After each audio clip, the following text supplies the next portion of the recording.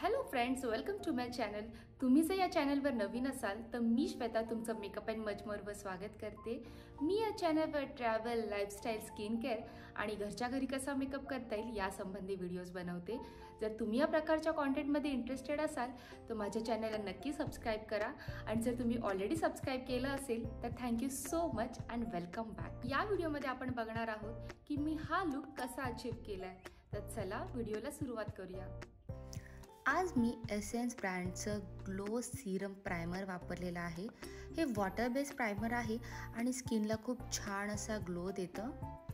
आणि त्यानंतर हुडा ब्युटी आणि LA गर्लचं स्टोप क्रीम वापरून मी माझा बेस प्रिपेअर करून घेणार आहे. सर्वात आधी मी बोटाने सगळीकडे फाउंडेशन लावून घेतलं आहे आणि त्यानंतर ब्युटी ब्लेंडरने ब्लेंड करणार आहे. हुडा ब्युटी एक थिक फाउंडेशन आहे, त्यामुळे ब्रशच्या ऐवजी ते ब्युटी ब्लेंडरने चांगलं ब्लेंड करता येतं. आणि तुम्ही बघू शकता ही शेड माझ्या स्किनसाठी थोडीशी डार्क पडली आहे, कारण की हुडा ब्युटीचं फाउंडेशन ऑक्सिडाईज होतं. तर जर तुम्ही पण घेणार असाल हे फाउंडेशन तर एक शेड लाईट घ्या, जेणेकरून ते ऑक्सिडाईज झाल्यानंतर तुमच्या स्किन टोनला परफेक्टली मॅच करेल.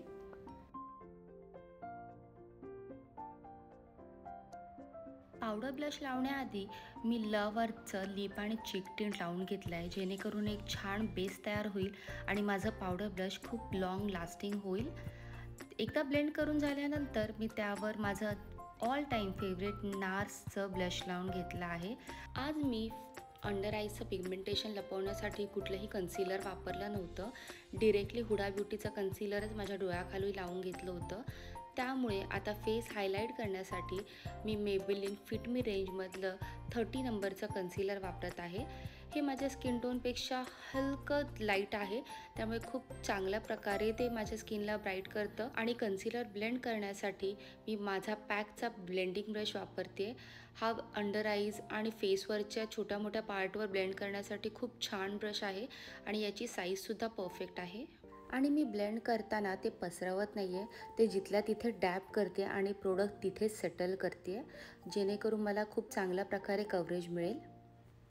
आता डोळ्यावर झालेलं क्रीजिंग पण मी रिमूव्ह करून घेते आयशॅडोच्या आधी.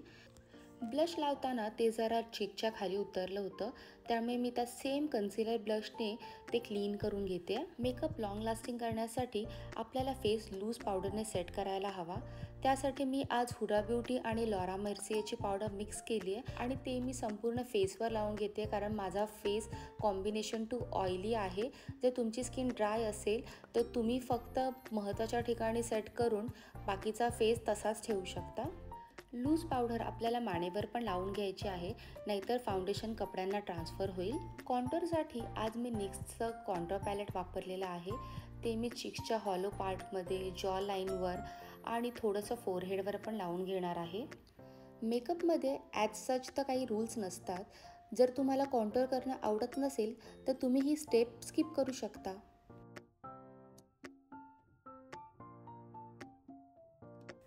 ब्लश जास्त वेळ टिकावं म्हणून मी त्या लवरच्या ब्लशवर एक पावडर ब्लश लावून घेते आणि ते सेट करते.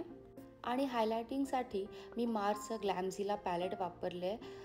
ओ माय गुडनेस, हे इतकं सुंदर हायलायटर आहे. कॅमेऱ्यामध्ये ते तितकं छान दिसून येत नाही आहे, पण इन पर्सन खूपच सुंदर असं पिंक कलरचा शाईन आहे त्याला. आता आयब्रोज फिल करण्यासाठी मी दुसरं कुठलंही प्रोडक्ट न वापरता माझ्या आयशॅडो पॅलेटमध्येच एक ग्रेइश शेड होती, त्या शेडने मी माझे आयब्रोज फिल करून घेते आणि त्यानंतर स्प्रूली फिरवते, जेणेकरून प्रोडक्ट व्यवस्थित सगळीकडे पसरेल.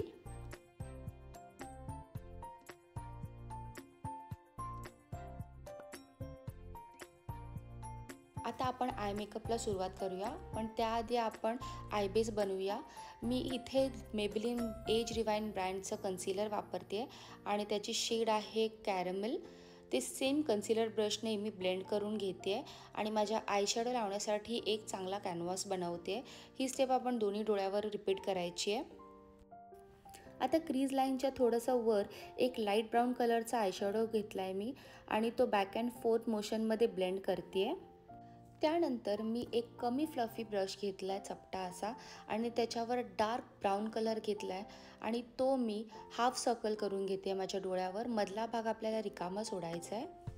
मग पुन्हा तोच लाईट ब्राऊन कलर घेऊन आपल्याला क्रीज व्यवस्थितपणे ब्लेंड करून घ्यायची आहे, जेणेकरून हार्श लाईन दिसायला नको. त्यानंतर मधल्या डोळ्यावर मी प्लम कलरची एक शेड लावून घेतली आहे. हा मॅट कलर आहे. त्यानंतर आपण त्याच्यावर शिमरसुद्धा लावणार आहोत.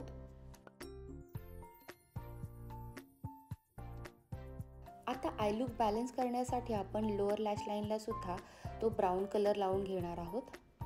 आणि आय लुक कंप्लीट करण्यासाठी ब्रो बोन आणि इनर आय कॉर्नरला आपण हायलाईट करून घेणार आहोत.